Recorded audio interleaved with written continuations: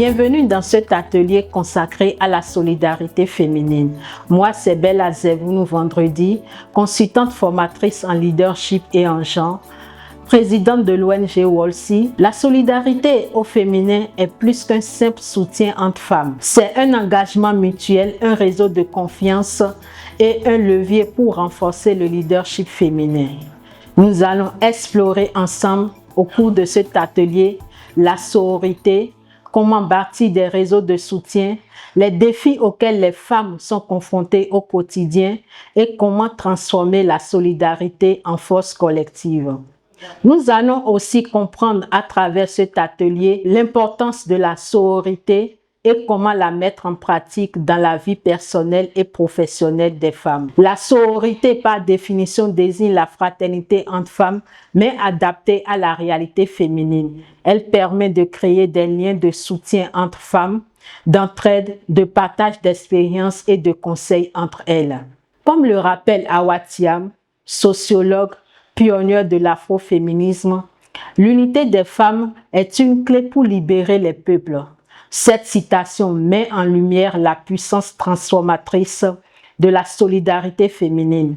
Lorsque les femmes choisissent de s'unir, plutôt que de se diviser, elles deviennent des forces collectives capables de créer des changements, non seulement pour leurs propres conditions, mais aussi pour celles de toute la nation. C'est en cela que prend tout son sens la sororité, un espace de soutien, je rappelle, de confiance et d'action commune qui permet de transformer les luttes individuelles en victoires collectives. La sororité favorise la confiance en soi des femmes.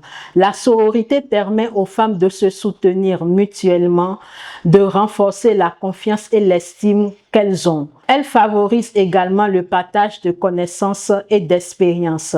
La sororité crée des espaces pour partager des compétences, des stratégies, des solutions aux obstacles communs. Elle facilite l'apprentissage collectif et la croissance personnelle. La sororité permet également le soutien émotionnel et la résilience. À cet effet, les liens de sororité offrent un soutien moral en période de stress, de discrimination ou de difficultés. Nous avons l'exemple de ces femmes leaders qui souvent sont confrontées en l'exercice de leur leadership à des discriminations, des préjugés, mais elles s'efforcent avec le soutien d'autres femmes à briser tous ces obstacles et à aller de l'avant en relevant le défi qui leur incombe en tant que femme leader. Cette solidarité émotionnelle favorise en fait la résilience face aux inégalités et aux préjugés et donne plus d'assurance aux femmes qui sont dans le besoin. Le renforcement du leadership féminin, j'aimerais vraiment appuyer ce point parce que la sororité encourage les femmes à prendre des initiatives et à se positionner dans des postes de décision. Cela permet également aux femmes qui voient d'autres femmes en exercice de leadership et qui n'ont pas encore cette opportunité. Cela les encourage à faire comme celle-là et à compter sur leur père lorsqu'elles seront en situation de leadership. La sororité permet de créer des réseaux professionnels et personnels qui ouvrent des opportunités d'emploi, de projets, de mentorat ou de partenariat. La sororité va au-delà de l'individuel, de la femme qui en a besoin. Elle contribue à la transformation sociale en renforçant l'action collective pour les droits des femmes.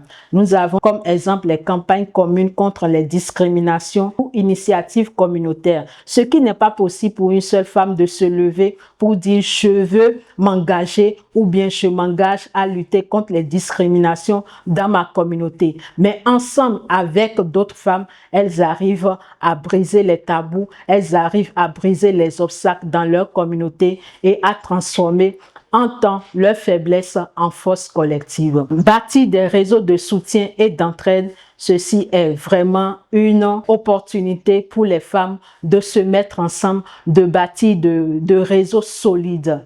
Il peut s'agir d'associations de professionnels, d'associations de mentors, comme je le disais, des groupements de femmes. L'essentiel est de ne plus rester seul, mais de se mettre ensemble pour mener la lutte.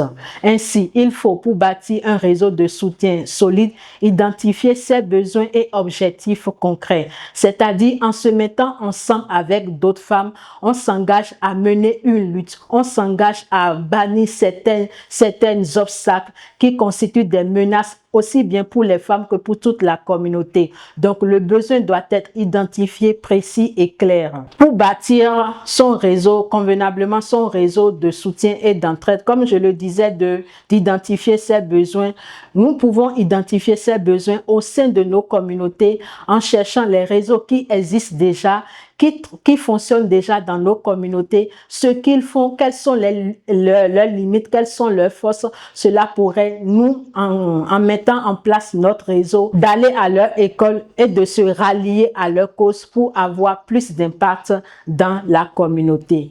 Créer des liens authentiques en bâtissant nos réseaux de soutien est très important. Cela permet de créer la confiance entre femmes, l'écoute et le respect mutuel et ne pas se limiter seulement à demander de l'aide, mais plutôt à en offrir en termes de soutien. Participer activement au réseau. Oui, il faut certainement bâtir un réseau, mais il faut que toutes les femmes participent activement à ce réseau. Cela permet d'actualiser les compétences, les connaissances. Cela permet de mieux se connaître, de se familiariser, de connaître ses forces, ses faiblesses, de connaître les menaces et les opportunités auxquelles le réseau serait confronté et d'aller de l'avant. Et comme on le disait, plutôt de transformer ses faiblesses en force collective. Entretenir le réseau dans la durée signifie à maintenir le contact régulièrement à travers les messages, les appels, les rencontres. Aujourd'hui, à travers le numérique, nous arrivons vraiment à maintenir les réseaux, c'est-à-dire au lieu de se déplacer, de se rencontrer en présentiel, on est souvent amené à faire des séances en ligne via les plateformes comme WhatsApp et d'autres réseaux sociaux qui permettent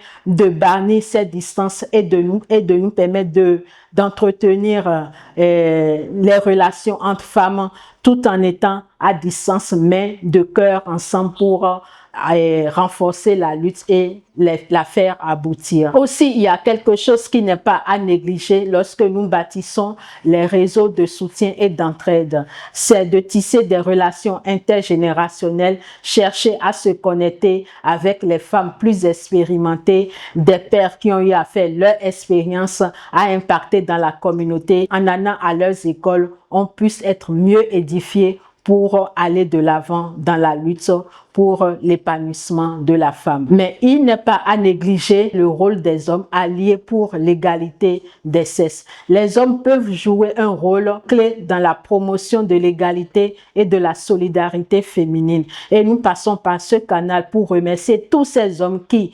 d'arrache-pied, travaillent aux côtés des femmes pour pouvoir les rehausser, pour pouvoir leur permettre d'impacter davantage et de faire aboutir la lutte pour l'égalité des sexes. Ces hommes alliés soutiennent les initiatives féminines, dénoncent les discriminations et collaborent pour limiter le patriarcat. Une collaboration constructive qui renforce l'impact de la sororité et est plus inclusive. Les hommes, dans leur rôle en tant qu'alliés de l'égalité des sexes, font preuve aussi de masculinité positive, qui est un puissant outil qui consiste à encourager les hommes à soutenir l'égalité des genres, à reconnaître le privilège dont ils bénéficient et à agir de manière bienveillante et respectueuse envers les femmes.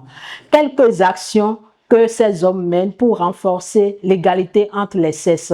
Ils en font beaucoup en passant de la sensibilisation d'autres hommes aux enjeux de l'égalité des genres, de la participation aux campagnes de prévention de la violence basée sur le genre, le soutien des politiques publiques favorables aux droits des femmes et la remise en question des normes toxiques de masculinité et l'éducation à la masculinité positive aux jeunes garçons dès le bas âge. davantage. Nous allons à présent parler de quelques mouvements de ces hommes qui soutiennent l'égalité des sexes aux côtés des femmes. Il existe des mouvements et des collectifs d'hommes qui se mobilisent pour la défense des droits de la femme. Voici quelques exemples de mouvements. Nous avons le mouvement He4She, qui est une initiative des Nations Unies lancée en 2014 qui invite les hommes à soutenir activement l'égalité des genres et les droits des femmes. Des personnalités comme Justin Trudeau et des hommes de tous horizons y participent activement. Nous avons le mouvement Men Engage, qui est un réseau mondial d'organisations travaillant avec les hommes et les garçons pour promouvoir l'égalité des genres, prévenir la violence et soutenir les femmes dans leur lutte. La solidarité et l'intersectionnalité. La solidarité est le fait de se soutenir mutuellement, de reconnaître que nos luttes sont liées et que l'union renforce la force collective. L'intersectionnalité, c'est un concept introduit par Kimberly en 1989. C'est une approche qui montre que les discriminations ne s'additionnent pas simplement, mais s'entrecroisent. L'intersectionnalité permet donc de comprendre que toutes les femmes ne vivent pas les discriminations de la même manière et qu'il faut adapter les luttes aux réalités de chaque femme selon sa condition. Pourquoi parler en même temps de la solidarité et de l'intersectionnalité? La solidarité devient plus forte quand elle prend en compte les différentes oppressions vécues par les femmes. Ces oppressions peuvent faire cas des classes sociales, de la race, de l'orientation sexuelle ou encore de l'handicap. L'intersectionnalité rappelle que nos vécus ne sont pas uniformes. Il faut donc pratiquer une solidarité qui ne laisse personne pour compte. La prévention des désaccords entre féministes et la gestion aisée des crises lorsqu'elles surviennent. Nous avons l'exemple d'un mouvement féministe qui défend par exemple les femmes urbaines. Elles risquent d'oublier les femmes rurales ou les travailleuses domestiques. Elles risquent également de ne pas prendre en compte les femmes qui sont dans nos communautés et qui ne sont pas en ville. Une solidarité intersectionnelle permet d'inclure toutes les femmes dans leur diversité. Quelques défis de la solidarité entre femmes à présent. La solidarité entre femmes ne signifie pas absence de conflit, mais plutôt la capacité qu'elles ont à maintenir le soutien et la coopération malgré les obstacles qu'elles rencontrent. Malgré l'importance de la sororité, les obstacles existent. C'est ce que nous essayons de vous dire, que ce n'est pas seulement affaire d'unité quand on parle de solidarité ou de sororité. Nous notons souvent des rivalités et compétitions entre femmes dans certains contextes. Ces rivalités peuvent être personnelles ou professionnelles et immergent entre femmes. Ces tensions peuvent nuire à la sororité si elles ne sont pas gérées de manière constructive. Cette concurrence s'observe surtout dans le domaine politique où la sororité est fortement éprouvée. Surtout dans ce domaine politique, les femmes n'arrivent pas à se comprendre et c'est le fait des hommes qui essaient de les opposer pour pouvoir avoir tout pour eux. Nous avons aussi les préjugés et stéréotypes internes, car certaines femmes peuvent intérioriser des stéréotypes sexistes ou raciaux qui créent des barrières dans les relations entre elles. Il y a également les pressions sociales et culturelles. Dans certains milieux, la solidarité féminine peut être freinée par des normes sociales ou culturelles qui valorisent la compétition entre femmes plutôt que la collaboration qui devrait régner entre elles. Le manque de solidarité entre femmes se manifeste par le manque de communication et de confiance. La solidarité nécessite des échanges ouverts et honnêtes. Le manque de confiance peut limiter le soutien mutuel. Mais comment arrive-t-elle à gérer les conflits de manière constructive? La gestion des conflits est essentielle pour maintenir la cohésion entre les femmes. La communication non violente, par exemple, doit être priorisée, l'écoute active également et la médiation qui doit permettre de transformer les désaccords en apprentissage. Les conflits bien gérés renforcent la cohésion et la confiance dans le groupe. Il faut surtout prioriser la communication bienveillante et active et comme on le disait tantôt, la communication non violente est également à prioriser. La création des espaces sûrs pour exprimer ses opinions et ses difficultés. La valorisation des réussites collectives plutôt que celles individuelles. Comment arrive-t-elle à gérer un environnement de travail pour que la solidarité puisse toujours régner? Créer un environnement de travail solidaire passe par les étapes ci-après, à savoir instaurer une culture de respect et d'écoute, favoriser la communication ouverte et bienveillante, valoriser chaque voix et éviter les discriminations. Encourager la collaboration plutôt que la compétition, promouvoir le travail en équipe, mettre en avant les réussites collectives, mettre en place les réseaux de soutien et de mentorat. Oui, les femmes en ont besoin quand elles sont en action. Créer des espaces où les femmes peuvent s'entraider et encourager les plus expérimentées à accompagner les nouvelles et les moins expérimentées. Reconnaître et valoriser les contributions de chacune consiste à célébrer les succès, qu'ils soient petits ou grands, à donner de la visibilité au travail accompli par les femmes, former et sensibiliser à la solidarité et à l'égalité.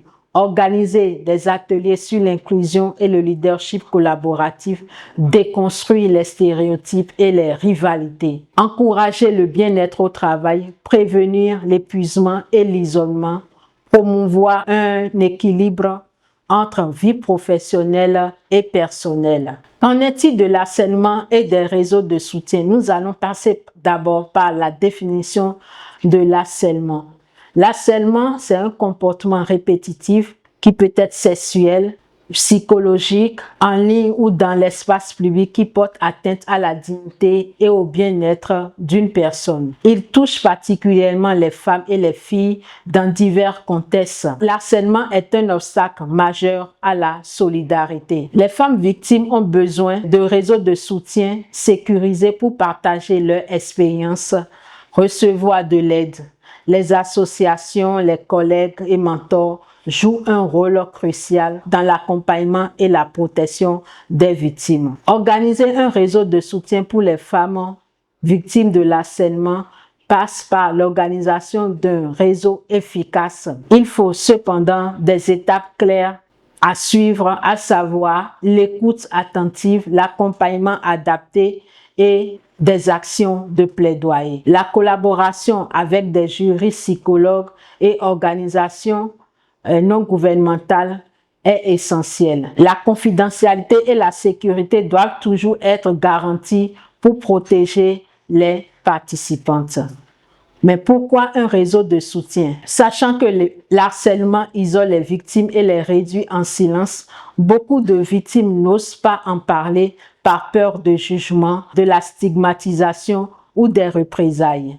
Un réseau de soutien devient ainsi un espace qui redonne de la force, de la dignité et des solutions aux victimes. Les principes fondamentaux d'un réseau de soutien sont quand même à préserver, tels que la confidentialité qui permet de protéger la victime et sa parole, l'écoute active et bienveillante, la solidarité et penser également à l'autonomisation qui est d'accompagner sans infantiliser, aider la victime à reprendre le contrôle de sa vie. Nous allons à présent aborder de façon précise les étapes pour organiser un réseau de soutien.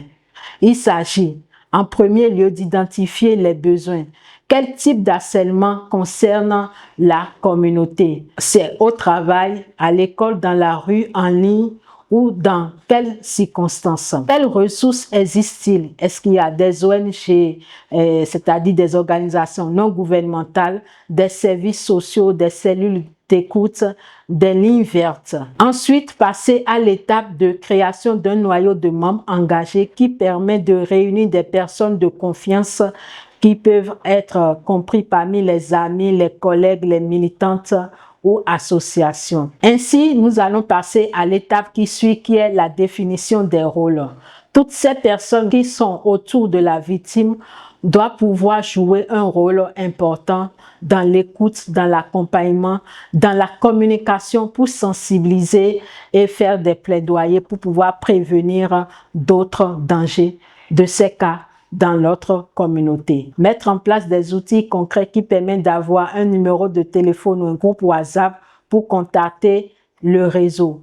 Ces numéros ou bien groupes WhatsApp seront à la portée de la communauté et les victimes pourront avoir le réflexe de contacter ces numéros ou d'en parler dans ces groupes WhatsApp dédiés à cette cause. Sensibiliser et informer est important. Ceci permet de mener des campagnes locales dans les écoles, les universités, sur le lieu de travail, dans tous les endroits où la vie des femmes se sent menacée par le harcèlement. Aussi, il s'agira d'utiliser les réseaux sociaux pour amplifier la visibilité et offrir du soutien virtuel aux victimes. Assurer un suivi, c'est accompagner la victime sur la durée.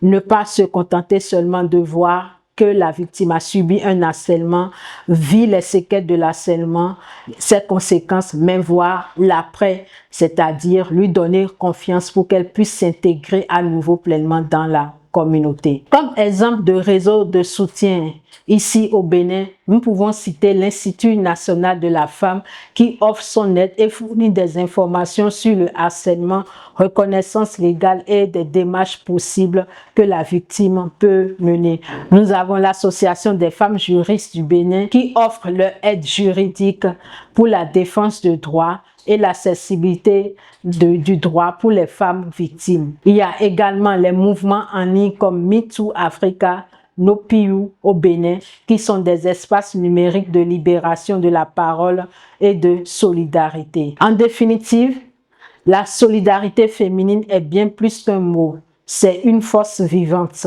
qui unit les femmes dans leur lutte, leur victoire et leur résilience.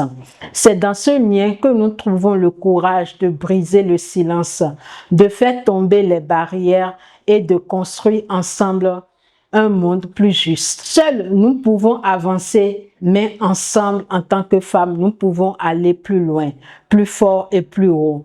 Je vous remercie.